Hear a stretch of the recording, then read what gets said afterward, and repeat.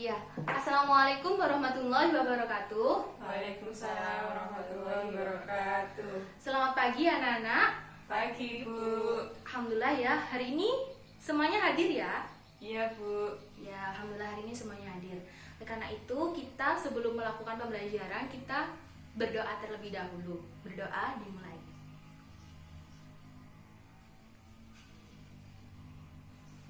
Berdoa dicukupkan. Nah, anak-anak, hari ini kita akan melakukan pembelajaran mengenai struktur atom. Jadi, sebelum kita melakukan pembelajaran, alangkah lebih baiknya anak-anak dipersiapkan terlebih dahulu buku dan juga alat tulisnya. Sani, Santi, sudah? Sudah Bu. Ya, sudah ya. Klik. Kita belajar mengenai yang namanya struktur atom.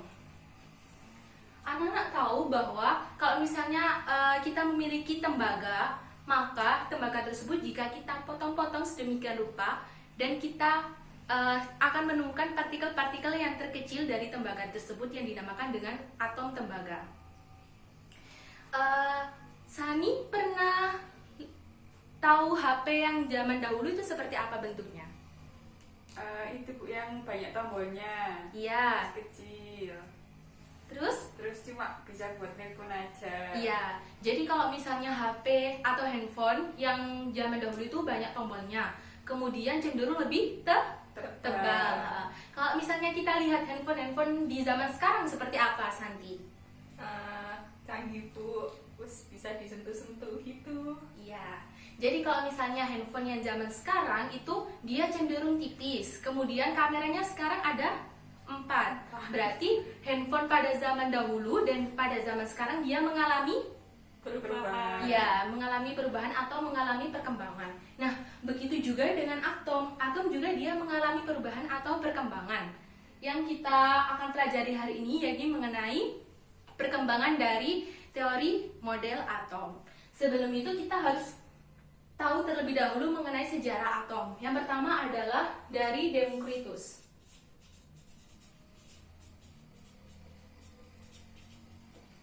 Jadi 5 abad sebelum Masehi, Democritus ini menyatakan bahwa matter was not infinitely divisible. Artinya adalah suatu materi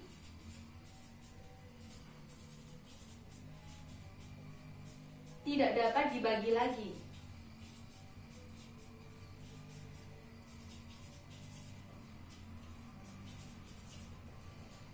Di mana partikel terkecilnya disebut dengan atom. Jadi Democritus menyatakan seperti itu, bahwa atom itu merupakan partikel terkecil dari suatu zat atau suatu materi yang tidak dapat dibagi-bagi lagi. Nah, kemudian yang kedua ada yang namanya Aristoteles. Beliau ini menyanggah pendapat dari Democritus yang menyatakan bahwa atom itu tidak dapat dibagi-bagi lagi. Karena apa? Karena si Democritus ini beliau hanya mengungkapkan atau berupa pernyataan saja, tidak melakukan percobaan, sehingga data yang digunakan atau yang didapatkan oleh Democritus ini tidak valid seperti itu. Nah, kita akan masuk pada perkembangan model atom.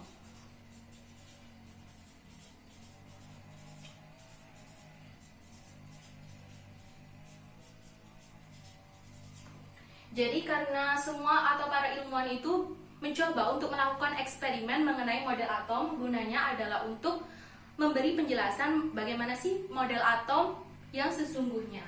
Pertama adalah dari John Dalton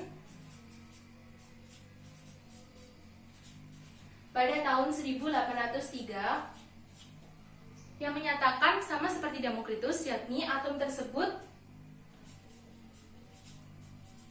atom adalah partikel terkecil dari suatu unsur.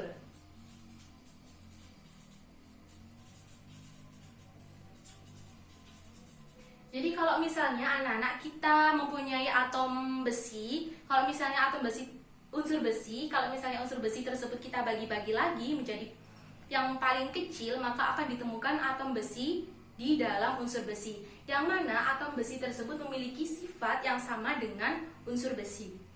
Kemudian John Dalton ini dia mengungkapkan hipotesisnya mengenai atom. Hipotesisnya yang pertama adalah unsur tersebut akan memiliki partikel yang terkecil yang disebut dengan atom, sama seperti pernyataan sebelumnya.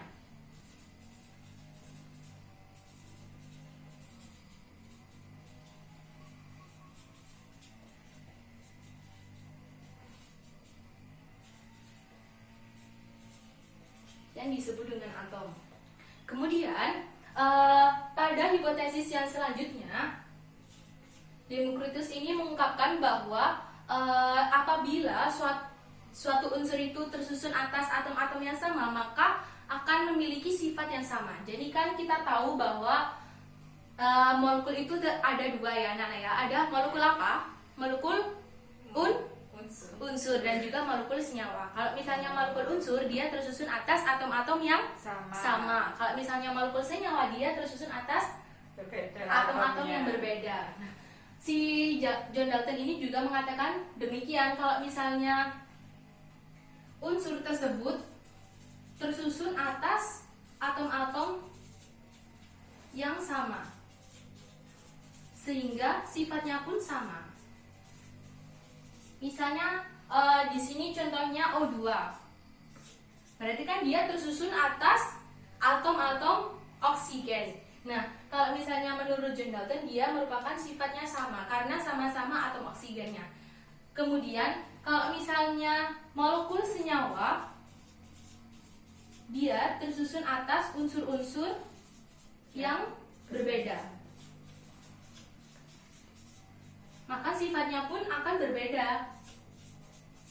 Contohnya adalah H2O. Berarti di sini H2O terdapat apa saja? Ada hidrogen dan juga oksigen. Karena hidrogen dan oksigen adalah unsur yang berbeda, maka dia akan memiliki atom-atom yang berbeda dan sifatnya pun akan berbeda. Begitu menurut John Dalton. Nah, senyawa tersebut dapat membentuk atau unsur tersebut dapat membentuk senyawa dalam perbandingan tertentu. Kemudian yang terakhir menurut John Dalton adalah bahwa unsur itu tidak dapat dimusnahkan atau tidak dapat diciptakan.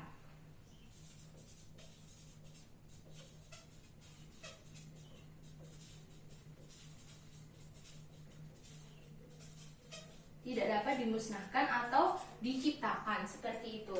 Nah, kelebihan dari teori atau model atom menurut John Dalton ini adalah beliau dapat mengungkapkan mengenai hukum perbandingan massa atau Proust dan juga hukum kekekalan massa. Nah, kalau misalnya John Dalton ini model atomnya seperti ini. Kalau misalnya anak-anak menggambarkan ini seperti apa? Bola. Ya, ini benar. Ini seperti bola, tapi bolanya itu pejal. Anak-anak pernah tahu bola bekel? Bola bekel? Ya. Jadi di dalam bola tersebut pejal. Semuanya padat. Jadi tidak ada ruang kosong di situ. Sampai sini paham mengenai teori atom John Dalton? Paham, Bu.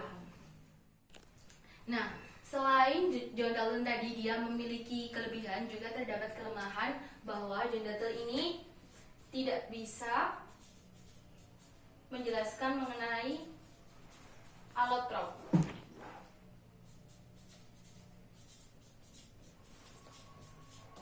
Jadi anak-anak, allotrop itu merupakan bentuk lain. Jadi kalau misalnya ada unsur karbon, dia itu memiliki allotrop seperti intan, grafit, seperti itu. Nah, sedangkan John Dalton ini tidak dapat menjelaskan bagaimana intan dan juga grafit tersebut memiliki sifat yang sama, padahal dia terdiri dari atau berasal dari unsur yang sama, yakni karbon tersebut. Oleh karena itu disempurnakan oleh yang kedua, yakni menurut siapa? Joseph John Thomson. Nah, si Thomson ini dia melakukan percobaan-percobaan untuk menjelaskan mengenai keadaan atom berdasarkan gejala atau fenomena percobaan. Nah, anak-anak pernah tahu kalau misalnya kita menggunakan penggaris yang kita gosok-gosokkan ke sisir? Oh iya Bu. Ya, ya jadi kalau misalnya penggaris tersebut kita gosok-gosokkan kepada sisir yang kepada rambut kita yang tidak berminyak, maka penggaris tersebut dapat mengangkat atau menarik potongan-potongan kertas yang kecil. Betul tidak? Iya. Nah, oleh karena itu menunjukkan bahwa di situ terdapat gejala kelistrikan. Dan penggaris itu juga dia merupakan suatu benda, suatu materi, berarti dia juga memiliki atom atau partikel terkecil yang menyusun penggaris tersebut. Oleh karena itu atom juga menunjukkan gejala kelistrikan seperti itu. Yang pertama adalah kita bahas terlebih dahulu mengenai yang namanya elektron.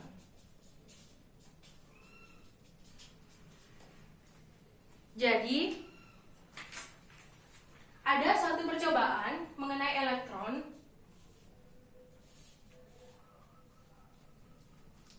berawal dari adanya tabung sinar katoda yang diciptakan oleh Carl Ferdinand Braun mengenai tabung sinar katoda. Jadi tabung ini merupakan tabung yang berasal dari atau terbuat dari kaca dan juga tidak ada udara atau dia termasuk pada tabung yang ruang hampa atau tidak ada udara dalam tabung tersebut. Nah, ketika dia dialiri oleh listrik yang memiliki tegangan yang tinggi, maka tabung tersebut akan memancarkan sinar radiasi dari katoda ke anoda. Nah, sinar tersebut kita namakan dengan sinar katoda. Kemudian, tabung tersebut mengalami modifikasi. Tabung tersebut mengalami modifikasi oleh William Crookes yang mengatakan yang memodifikasi bentuk dari tabung sinar katoda tersebut menjadi seperti ini.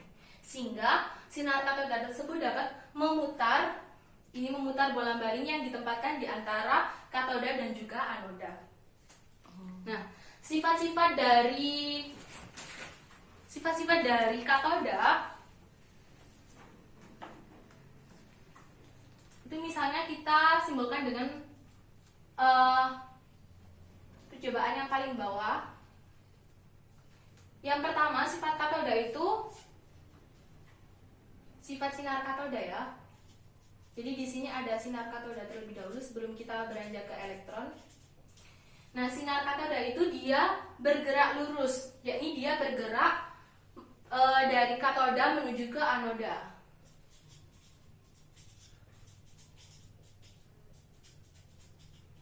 Kemudian kalau misalnya ibu memiliki magnet, jadi di atas dan di bawah kita berikan magnet pada tabung katoda tersebut, magnet positif, berkutub positif dan juga berkutub negatif. Maka sinar katoda tersebut akan mengarah ke magnet yang memiliki kutub Berlawanan. kutub positif. Oh. Ya, jadi sinar katoda tersebut akan menuju ke kutub yang positif. Jadi dia dipengaruhi oleh medan magnet.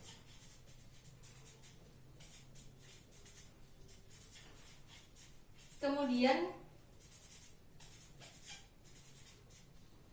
sinar katoda tersebut tidak dipengaruhi oleh jenis kawat ataupun gas ataupun bahan yang menyusun dari tabung sinar katoda tersebut.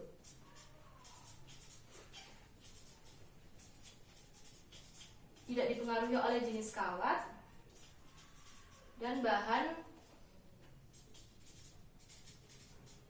untuk membuat tabung. Seperti itu.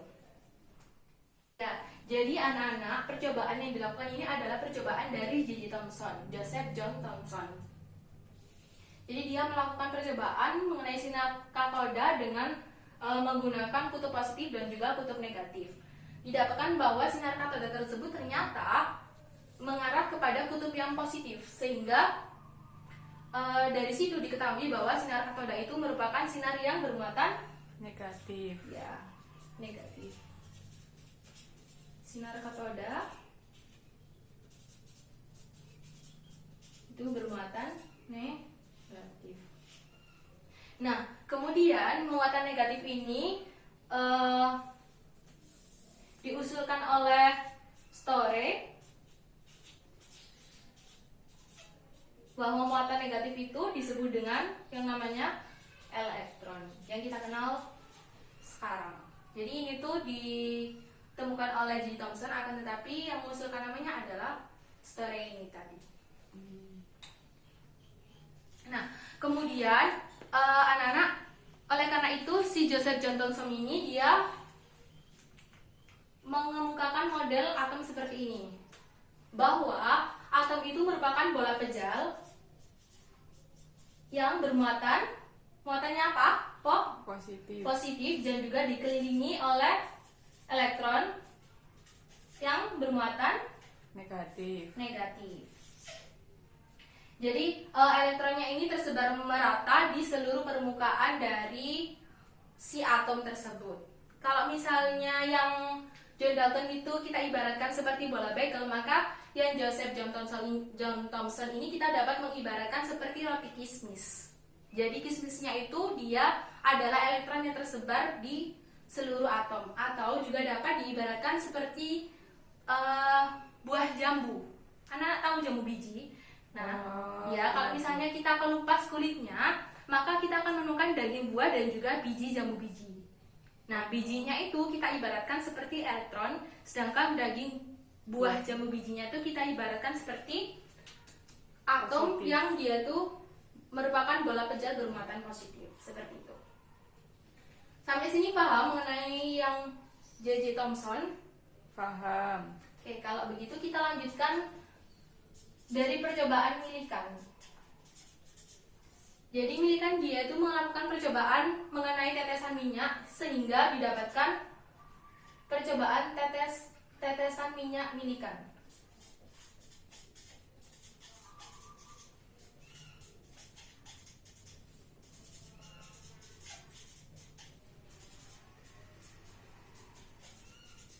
Sehingga si Millikan ini mendapatkan muatan dari minyak tersebut. Kalau misalnya elektron tadi menurut J.J. Thomson muatannya berapa? 1, Kalau di buku 1,76 kali 10 pangkat 8 ya Bu. 1,67 ya? 76 76 kali 10 pangkat 8 8 C per gram. kolom per gram. Nah, kalau misalnya pada Millikan ini muatannya untuk satu partikel elektronnya berapa? 1,6022 Ya, kali 10 pangkat min 19. kolom ya. Iya. Sehingga kita bisa mendapatkan massa dari satu elektron itu adalah ini, muatannya 1,6022 dikalikan 10 pangkat min 19 kolom dibagi dengan 76 1,76 kali 10 pangkat 8 min Iya. 8 8 kolom per gram, sehingga didapatkan berapa di situ? 9,10 Kali 10 pangkat 28 10 pangkat 28 gram. min minus 828. Ya. Jadi ini adalah massa dari satu Elektron. Seperti itu. Jadi anak-anak, Joseph John Thomson ini dia menyempurnakan teori dari John Dalton. Kalau misalnya di John Dalton tadi dia hanya mengatakan bahwa atom itu terdiri dari bola pejal, ternyata pada Joseph John Thomson menemukan suatu partikel terkecil lagi dari atom, yakni terdapat partikel yang bermuatan negatif seperti itu, atau yang disebut dengan elektron. Nah, anak-anak, penemuan dari elektron oleh J.J. Thomson tersebut menyebabkan bahwa para ahli itu yakin di dalam atom tersebut tidak hanya terdapat partikel yang bermuatan negatif, tetapi ada juga partikel-partikel yang lain. Oleh karena itu, dilakukan percobaan oleh Goldstein, di mana dia memodifikasi lagi mengenai tabung sinar katoda dengan cara melubangi lempeng katodanya seperti ini. Nah, kalau misalnya yang tadi sinar katoda itu bergerak dari katoda ke anoda, ternyata dari percobaan yang dilakukan oleh Goldstein, dia menemukan suatu sinar yang berlawanan dengan arah sinar katoda yang disebut dengan sinar kanal. Nah, sinar kanal tersebut oleh Wilhelm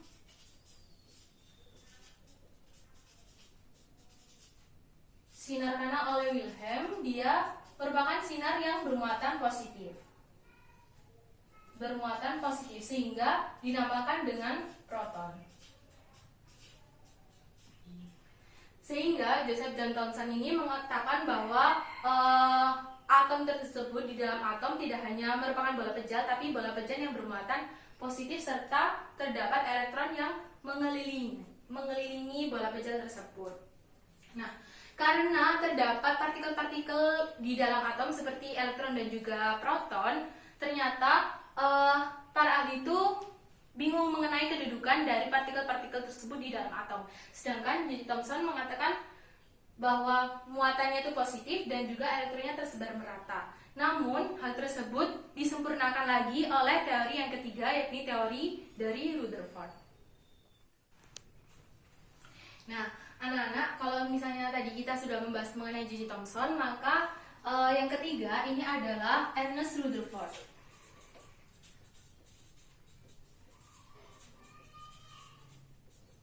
Jadi Ernest Rutherford ini dia menyempurnakan teori yang sebelumnya, karena tadi kan terdapat mengenai partikel negatif dan juga partikel yang bermuatan positif. Sedangkan si J. Thomson itu tidak dapat menjelaskan mengenai kedudukan partikel tersebut. Sedangkan yang Rutherford ini dia melakukan percobaannya seperti ini.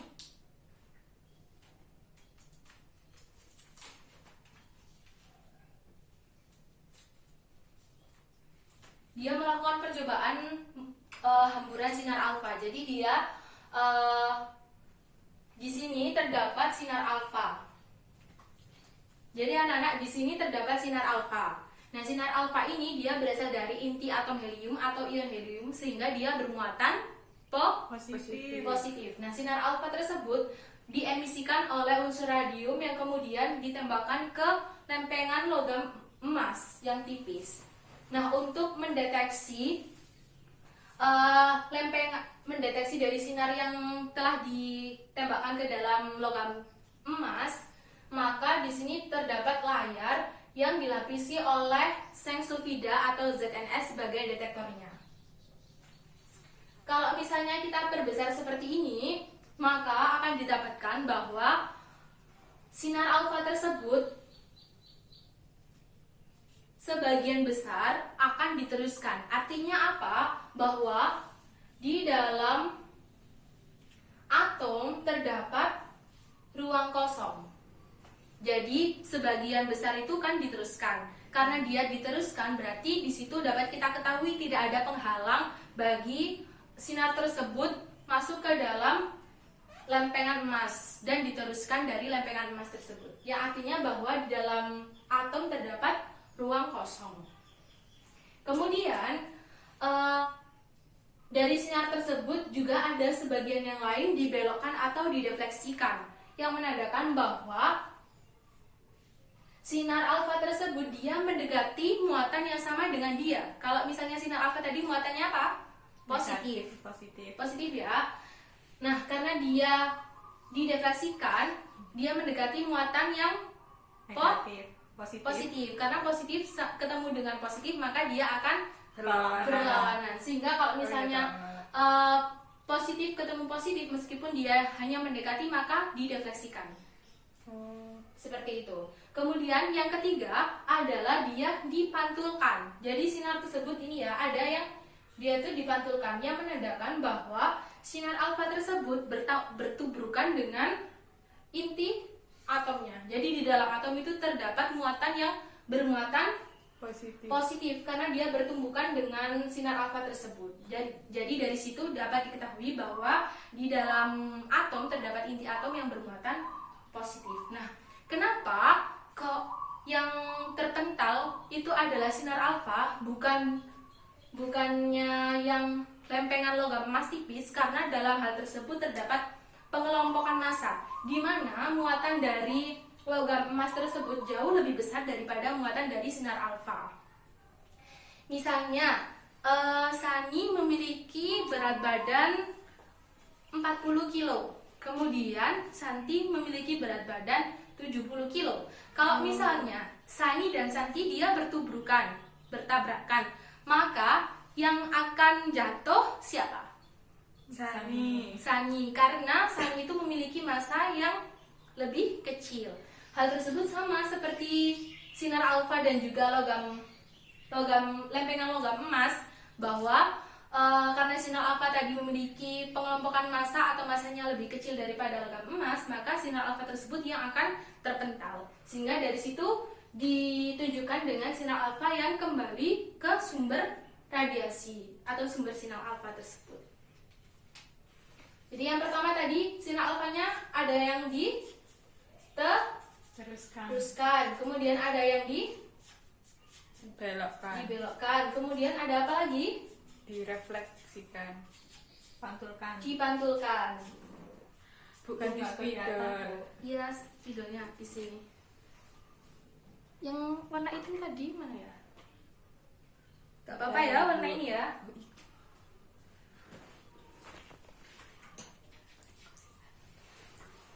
Akan anak dipantulkan. Nih spidolnya kelihatan? Kelihatan Bu. Kelihatan ya? Ya. Kelihatan. Oke, nah oleh karena itu si Ernest Rutherford ini dia melakukan atau mengemukakan model atom. Model atomnya seperti ini.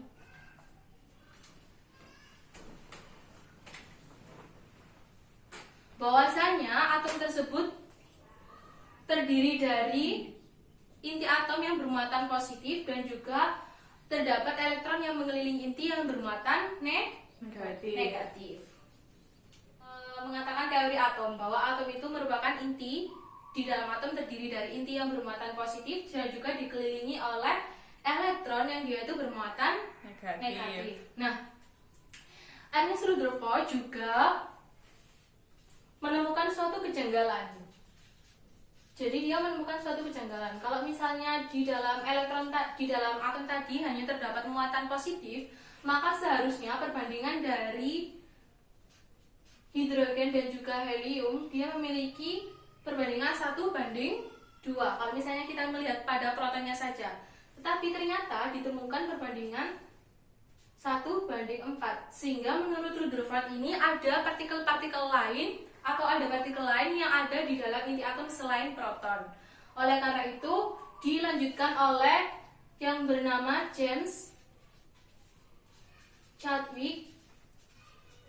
Dia melakukan percobaan mengenai penghamburan sinar alfa terhadap atom boron dan juga parafin. Boron dan parafin. Sehingga dari situ didapatkan bahwa benar kalau misalnya H dibanding He itu 1:4. Karena di situ bukan hanya 1:4 karena di situ bukan hanya terdapat muatan positif atau proton saja, tetapi juga terdapat muatan yang netral atau yang disebut dengan di sini ditemukan suatu neutron. Partikel yang bermuatan netral. Di teori atom menurut Rutherford ini dia sudah mengetahui mengenai jari-jari inti dan juga jari-jari atom. Berapa di situ? Kalau yang inti 10⁻13 cm. Kalau yang jari-jari atomnya 10⁻8. 10⁻8. Oke, sampai di sini ada yang mau ditanyakan? Bu mau tanya. Iya, Mbak Santi. Itu kan kalau menurut Rutherford kan dia punya lintasan muter-muter di situ. Terus kok bisa nggak jatuh ya Bu? Apa nggak ada gaya gravitasi atau gimana? Jadi kalau yang Rutherford ini belum ada lintasannya Mbak Santi. Jadi kita bicaranya mengenai gerakan elektron terlebih dahulu ya. Gak apa-apa, pertanyaannya bagus sekali. Jadi kenapa kok elektron yang bergerak mengelilingi inti itu dia tidak jatuh ke dalam inti atom? Ya, itu kenapa Bu? Ya, jadi ketika si inti atom itu melakukan gaya tarik terhadap elektron yang mengelilingi dia, si elektron yang bergerak mengelilingi inti ini melawan gaya tersebut dengan adanya gaya sentripetal yang menyebabkan dia keluar dari ketika dia mengelilingi atom, lintasan ketika dia mengelilingi atom, inti atom itu tadi. sehingga dia tidak jatuh ke dalam inti atom. Ibaratnya kalau misalnya Mbak Santi lari-lari di tepi lapangan. Awalnya kalau misalnya lari di tepi lapangan pasti giat. Terus lama-lama energi dari Mbak Santi itu akan habis. Nah, karena energi Mbak Santi itu habis, otomatis Mbak Santi itu semakin lama akan semakin menuju ke tengah lapangan. Akibatnya lintasan yang dilalui oleh Mbak Santi ketika berlari akan semakin mengecil. Nah, begitu juga dengan si elektron tadi. Kalau elektron dia bergerak mengelilingi inti pada lintasannya, akan semakin lama energi tersebut akan semakin habis, yang menyebabkan elektron tersebut jatuh ke dalam inti atom. Namun pada kenyataannya si elektron ini dia tidak jatuh ke dalam inti atom. Oleh karena itu, teori Rutherford ini dia disempurnakan oleh teori yang keempat, yakni teori oleh Niels Bohr. Oh, jadi yang Rutherford tadi gara-gara percepatan sentripetal ya, Bu? Iya, jadi karena ada gaya sentripetal di situ, dia tidak jatuh ke dalam inti. Kan tadi si inti atomnya itu ditarik atau menarik elektron. Nah, si elektron karena dia mengelilingi bidang yang berbentuk lingkaran, maka di situ ada gaya sentripetal yang menyebabkan dia berlawanan dengan gaya tarik inti terhadap elektron. Nah, yang keempat ini adalah Niels Bohr. Dia melakukan percobaan mengenai spektra atom hidrogen.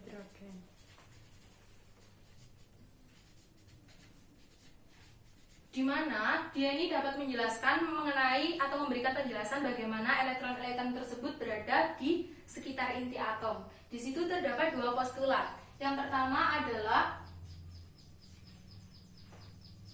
bahwa elektron itu mengelilingi inti atom pada lintasan-lintasan yang tertentu dengan energi yang stasioner. Elektron mengelilingi inti pada lintasan tertentu, lintasan yang stasioner, yang disebut dengan apa, Nana? Orbit. Yang disebut dengan orbit. Jadi elektron tersebut bergerak sangat cepat sehingga menyebabkan dia itu tidak memancarkan atau tidak menyerap energi, sehingga energi selalu konstan, yang menyebabkan elektron tersebut selalu bergerak mengelilingi inti atom sehingga elektron tidak dapat jatuh ke dalam inti atom. Kemudian postulat yang kedua, elektron itu dapat berpindah apabila dia menyerap atau memancarkan energi. Menyerap atau memancarkan energi.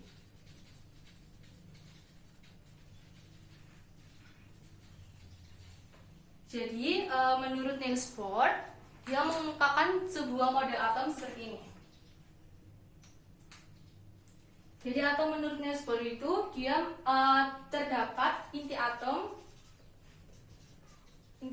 yang dia bermuatan positif dan netral, yang dikelilingi oleh apa? Kalau misalnya kita lihat elektron, ya, dikelilingi oleh elektron yang bermuatan negatif dan pada lintasan tertentu. Seperti itu ya, Nana. Jadi nggak boleh bingung. Siap, Bu. Kalau misalnya yang Rutherford tadi dia belum ada lintasan yang tertentu. Kalau misalnya di Niels Bohr ini dia sudah ada lintasan-lintasan tertentu yang pada setiap lintasannya itu dia memiliki energi masing-masing. Elektron tersebut mengelilingi inti atom yang berada pada kulit-kulitnya yang tertentu, seperti yang digambarkan di sini.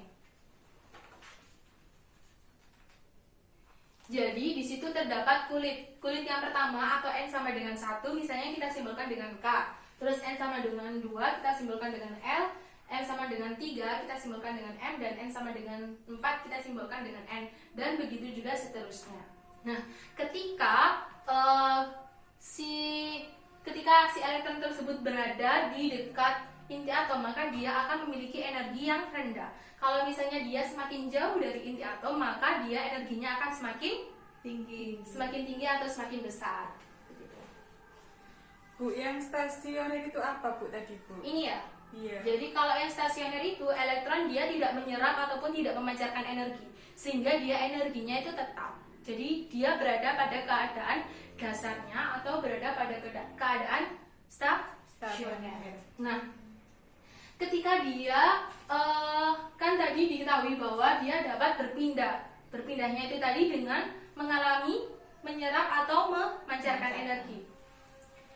Kalau misalnya atom tersebut mengalami atau menyerap suatu energi, maka dia akan mengalami yang namanya eksitasi. Jadi awalnya di kulit yang K, kemudian ketika dia menyerap energi, maka dia akan dapat berpindah pada lintasan yang memiliki energi yang lebih tinggi. Kalau tadi kan energinya rendah ya daripada yang L, sehingga kalau misalnya yang K menyerap energi, elektron jika menyerap energi, maka dia dapat berpindah ke lintasan yang memiliki energi yang lebih tinggi, yaitu di kulit yang L. Nah, ini dinamakan keadaan eksitasi. Kalau misalnya suatu saat si elektron ini ternyata melepaskan energi yang telah diserap, dia memancarkan foton atau energi yang telah diserap, maka dia akan kembali ke keadaan dasarnya. Jadi kalau misalnya yang tadi berada di L, kalau misalnya dia memancarkan foton atau energi, dia akan kembali ke keadaan dasarnya, yaitu pada lintasan yang K. Ketika memancarkan energi atau foton itu tadi dinamakan dengan emisi. Nah, ketika si elektron itu tadi kembali ke keadaan asalnya, maka dari situ tampak foton atau cahaya, sehingga dihasilkan suatu warna. Si Niels Bohr ini dia mengetahui lintasannya ya, lintasan yang dilalui elektron. Karena lintasan tersebut diketahui, maka seharusnya elektron itu bisa kita tangkap, benar tidak? Iya. Jadi kalau misalnya kita beri analogi, Mbak Sani ternyata setiap pukul 10 selalu lewat di gangnya RT1. Jadi kalau misalnya mau menangkap atau menculik Mbak Sani, kita bisa menangkap Mbak Sani dengan menghadang Mbak Sani pada jam 10 di RT1, benar nggak? Iya. Tapi ternyata pada kenyataannya, meskipun si elektron ini dia memiliki lintasan, kita tidak dapat menangkap si elektron tersebut. Oleh karena itu, model atau teori dari Niels Bohr mengenai atom tersebut disempurnakan oleh yang kelima, yakni teori mekanika kuantum. Menjelaskan mengenai mekanika kuantum terdapat beberapa teori. Yang pertama adalah teori mekanika kuantum yang diusulkan oleh Max Planck.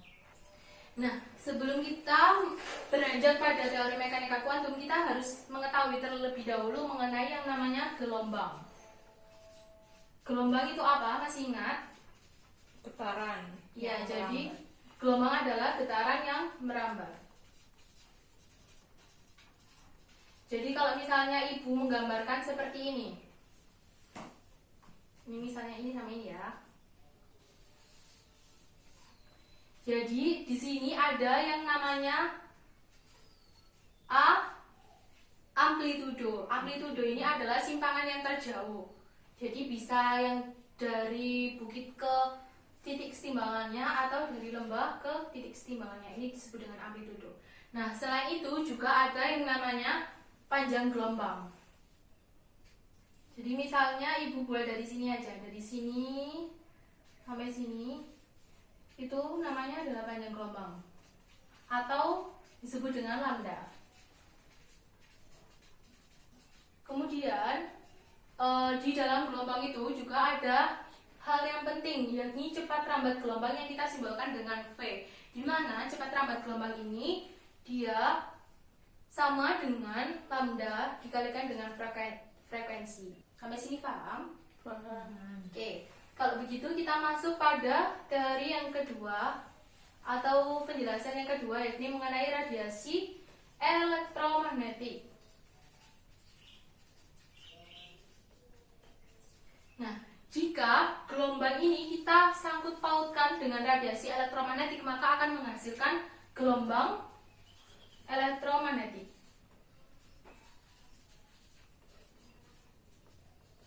Gelombang elektromagnetik.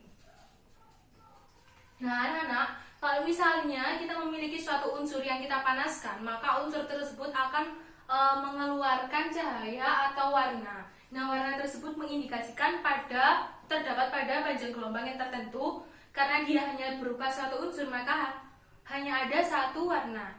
Artinya hanya ada satu panjang gelombang. Sehingga kalau misalnya unsur, dia di situ terdapat spektra garis. Sedangkan kalau misalnya matahari, dia itu cenderung memiliki spektra yang lengkap, atau kita sebut dengan spektra kontinu. Ketika kita memanaskan unsur, maka atom-atom tersebut akan memancarkan gelombang elektromagnetik, sehingga dia akan yang berupa cahaya, di mana energi tersebut dia dipengaruhi oleh panjang gelombangnya. Sehingga Max Planck ini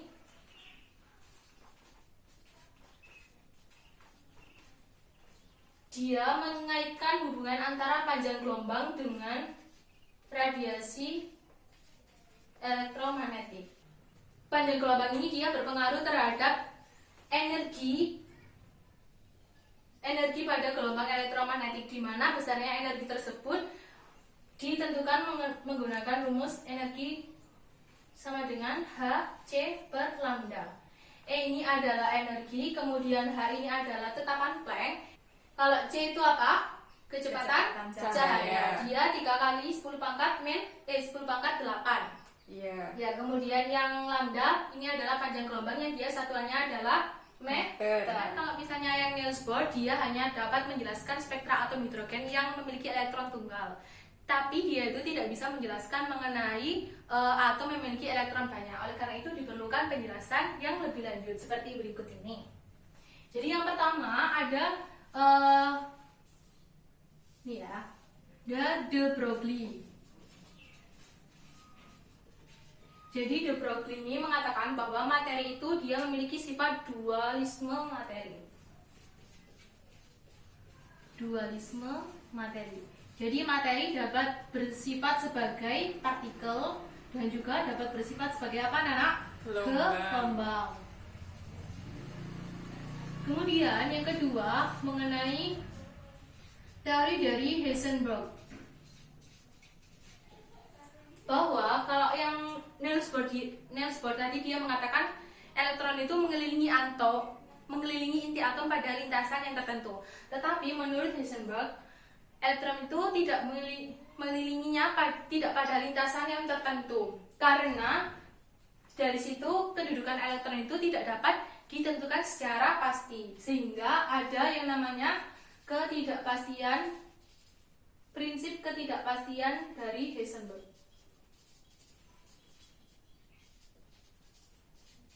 Rumusnya adalah delta X dikalikan delta P, dia akan lebih besar dari H, di mana delta X ini adalah ketidakpastian dari kedudukan dan P ini adalah ketidakpastian dari momentum yang akan lebih besar daripada tetapan Planck. Ini adalah kedudukan dan ini adalah momentum, di mana kedudukan ini dia berkaitan dengan letak elektron tersebut. Kemudian momentum ini berkaitan dengan kecepatan. Nah, penentuan letak dan kecepatan ini dia tidak bisa ditentukan secara serentak. Jadi kalau misalnya elektron tersebut diketahui letaknya, maka kita tidak bisa mengetahui kecepatan dari elektron tersebut. Dan begitu juga sebaliknya, kalau misalnya kita hanya mengetahui kecepatannya, maka kita tidak bisa mengetahui mengenai letaknya. Oleh karena itu, muncullah teori ketidakpastian tersebut. Nah, jadi pada teori mekanika kuantum itu tadi, model atomnya seperti ini ya. Jadi elektron itu bukan mengelilingi pada lintasannya tepat, tapi ada ketidakpastian atau kebolehjadian ditemukannya elektron. Seperti ini. Atau ini biasanya kita sebut dengan awan elektron. Yang ketiga adalah Erwin Schrödinger atau Schrödinger. Jadi di sini elektron dia terdapat perilaku sebagai partikel yang berkaitan dengan massa, dan juga dia terdapat perilaku sebagai gelombang yang berkaitan dengan fungsi gelombang atau yang dinamakan psi. Jadi psi ini dia mendeskripsikan mengenai bentuk dan ruang yang memungkinkan elektron tersebut bergerak di dalam atom atau yang kita sebut dengan orbital. Nah, orbital ini dia merupakan tingkat energi di mana terdapat kebolehjadian atau peluang terbesar ditemukannya elektron di sekitar inti atom. Ya, anak-anak, tadi kita sudah membahas mengenai seluruh model atom. Sekarang kita masuk pada latihan soal. Yang pertama, ini langsung aja, kan tadi sudah menggambar ya. Ini ditempelkan saja. Untuk yang nomor 1, siapa yang mau maju ke depan? Saya, Bu. Ya, Mbak Santi silakan. Jawaban yang nomor 1 yang lain diperhatikan ya. Jadi yang pertama ada John Dalton, terus ada Thomson, terus Rutherford, Niels Bohr, dan Kuantum. mekanika kuantum. Ya, Mbak Santi silakan duduk. Kasih bintang soalnya Mbak Santi udah jawab. Terus yang kedua, anak-anak, kelebihan dari setiap model atom. Kelebihannya aja satu-satu. Saya, Bu. Ya, silakan. Kelebihan dari John Dalton memungkinkan kita untuk menjelaskan hukum kombinasi kimia, Ya, terus yang Thomson? menyempurnakan teori Dalton dengan membuktikan adanya partikel lain yang bermuatan negatif dalam atom, Ya, terus yang Rutherford? menyempurnakan teori Thomson dengan membuktikan bahwa atom bukan merupakan bola kecil yang bermuatan positif, tetapi sebagian besar dalam atom merupakan ruang hampa. Ya, kemudian? Niels Bohr memiliki kelebihan atom terdiri dari beberapa kulit atau subkulit untuk tempat berpindahnya elektron, Ya. dan atom membentuk suatu orbit di mana inti atom bermuatan positif dan di sekelilingnya terdapat elektron yang bermuatan negatif. Ya. Yang terakhir Yang ada terakhir? mekanika gelombang. Kelebihannya, elektron dapat dianggap sebagai gelombang materi dengan gerakan menyerupai gerakan gelombang, sehingga terdapat daerah kebolehjadian elektron. Iya. Nah, itu tadi mengenai kelebihan dari setiap model atom. Sekarang kalau misalnya kita bandingkan yang nomor 3 itu, bedakan antara yang Niels Bohr dengan yang mekanika kuantum. Dilihat di sini ya. Kalau misalnya yang Niels Bohr itu dia pada lintasan. Iya. Kalau misalnya yang mekanika kuantum dia itu Tidak lintasannya tidak pasti, seperti itu. Jadi kalau misalnya di Niels Bohr ada orbit berupa 2 dimensi, dan yang di mekanika kuantum ini berupa orbital yang 3 dimensi. 3 dimensi. Tuh. Jadi dari sini kita simpulkan bersama-sama bahwa tadi itu ada model perkembangan model atom. Yang pertama ada apa saja? Ada apa? Yang pertama John Dalton, terus yang kedua Thomson, yang ketiga Rutherford, Rutherford, yang keempat Bohr, Niels Bohr, dan yang kelima adalah mekanika gelombang. mekanika gelombang atau mekanika kuantum. Boleh jadi nanti Mbak Sani menemukan model atom yang baru, model atom yang keenam yang dinamakan model atom Mbak Sani misalnya. Mempelajari mengenai konsep teori perkembangan model atom tujuannya adalah untuk melihat perkembangan dari ilmu pengetahuan. Oke. Nah, anak-anak, sampai di sini dulu pertemuan kali ini, tapi jangan lupa itu kan yang di buku ada tugas ya. Iya, Bu. Itu diisi yang halaman 32 nomor 1 sampai 10. Ya. Belajar jangan lupa. Tadi kan sudah bagus Mbak Santi sama Mbak Sani. Jangan lupa untuk belajar pada bab yang selanjutnya. Oke, di sini dulu kita berdoa terlebih dahulu untuk mengakhiri pembelajaran kita pada hari ini. Berdoa dimulai.